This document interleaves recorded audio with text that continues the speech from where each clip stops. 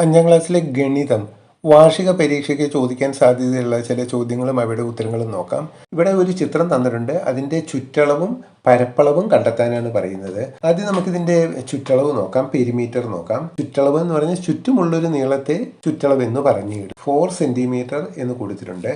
അപ്പുറത്തെ അളവ് നമുക്ക് തന്നിട്ടില്ല, പക്ഷേ ഏറ്റവും അടിയിൽ നമുക്ക് ടോട്ടൽ 5 സെൻറ്റിമീറ്റർ എന്ന് കൊടുത്തിട്ടുണ്ട്. അപ്പോൾ 5 സെൻറ്റിമീറ്ററിൽ നടുവിൽ 1 സെൻറ്റിമീറ്റർ വിട്ടിട്ടുണ്ട്. അപ്പോൾ അപ്പുറത്തും ഇപ്പുറത്തെ 2 സെൻറ്റിമീറ്റർ വീതമായിരിക്കും. അപ്പോൾ 2 2 4 1 5 അങ്ങനെയാകുമ്പോൾ ടോട്ടൽ 5 സെൻറ്റിമീറ്റർ കിട്ടും. അപ്പോൾ നമുക്കിതിൻ്റെ നീളം 4 പ്ലസ് 2 പ്ലസ് പിന്നെ ഈ താഴത്തെ അളവ് ഇത് നമ്മൾ വിട്ട് കളയാൻ പാടില്ല. 1 സെൻറ്റിമീറ്റർ പ്ലസ് 1 പ്ലസ് 1 പ്ലസ് 2. ഇവിടുത്തെ അളവ് ഇപ്പുറത്തെ ഓപ്പോസിറ്റ് സൈഡിൽ തന്നിട്ടുണ്ട് 4 പ്ലസ് അടിയിലത്തത് 5. ഇതെല്ലാം കൂടി നമുക്ക് കൂട്ടുമ്പോൾ നമുക്കിതിൻ്റെ പെരിമീറ്റർ ചുറ്റളവ് കിട്ടും. ഇനി നമുക്കിതിൻ്റെ ഏരിയ നോക്കാം, പരപ്പളവ്. ഇങ്ങനെ ഇതിൻ്റെ പരപ്പളവ് കണ്ടെത്താൻ സാധിക്കുകയില്ല. അതുകൊണ്ട് നമുക്കിതിനെ ചെറിയ ചതുരങ്ങളാക്കാം.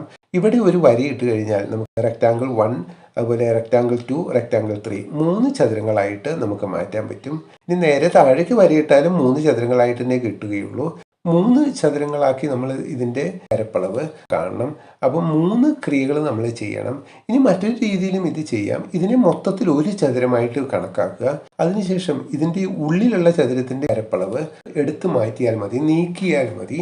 മൊത്തം പരപ്പളവിൽ നിന്നും ഈ ചെറിയ ചതുരത്തിൻ്റെ പരപ്പളവ് കുറയ്ക്കുക. അപ്പോൾ ഇതിൻ്റെ ആൻസർ കിട്ടും. അതാണ് കുറച്ചുകൂടി എളുപ്പമുള്ളത്. ആ രീതിയിൽ നമുക്കിത് ചെയ്ത് നോക്കാം. ഇവിടെ 4 സെൻറ്റിമീറ്റേഴ്സ് വീതിയുണ്ട്, അതുപോലെ നീളം 5 സെൻറ്റിമീറ്റർ ആണ്.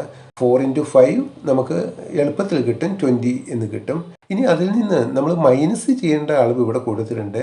ഇതിൻ്റെ നീളം 1 സെൻറ്റിമീറ്ററും വീതിയും 1 സെൻറ്റിമീറ്റർ ആണ്. അപ്പോൾ നമ്മൾ ഇവിടെ ഇങ്ങനെ എഴുതി 4 × 5 ഇൻറ്റു -1 × 1. ഈ മൈനസ് എന്ന് പറയാൻ കാരണം ഇത് നീക്കം ചെയ്യണം. അതാണ് 1 × 1 എന്ന് എഴുതാൻ കാരണം. ഇനി നമുക്കിതിൻ്റെ ആൻസർ നോക്കാം. 4 × 5 20 എന്ന് കിട്ടി. അതിൽ നമ്മൾ മൈനസ് ചെയ്യേണ്ടത് 1 × 1 ആണ്. 20ൽ നിന്ന് 1 മൈനസ് ചെയ്താൽ 19 ആണ് കിട്ടുന്നത്. 19 സ്ക്വയർ സെൻറ്റിമീറ്റേഴ്സ്, 19 ചതുരശ്ര സെൻറ്റിമീറ്റർ ആണ് ഇതിൻ്റെ പരപ്പളവ്. പെട്ടെന്ന് നമുക്കിതിൻ്റെ ആൻസർ കിട്ടി. അതേസമയം നമ്മൾ 3 ചതുരങ്ങൾ കണക്കാക്കി അതിൻ്റെ ആൻസർ എഴുതി ക്രിയ ചെയ്ത് വരുമ്പോൾ കുറേ സമയം എടുക്കും. അപ്പോൾ ഈ രീതിയിൽ ചതുരങ്ങൾ മൈനസ് ചെയ്തിട്ടും നമുക്ക് പരപ്പളവ് അല്ലെങ്കിൽ ഏരിയ കണ്ടെത്താൻ സാധിക്കും. ഈ മോഡലിലുള്ള ഒരു ചോദ്യം മറിച്ചും തിരിച്ചുമൊക്കെ പരീക്ഷയ്ക്ക് ചോദിക്കാൻ സാധ്യതയുണ്ട്.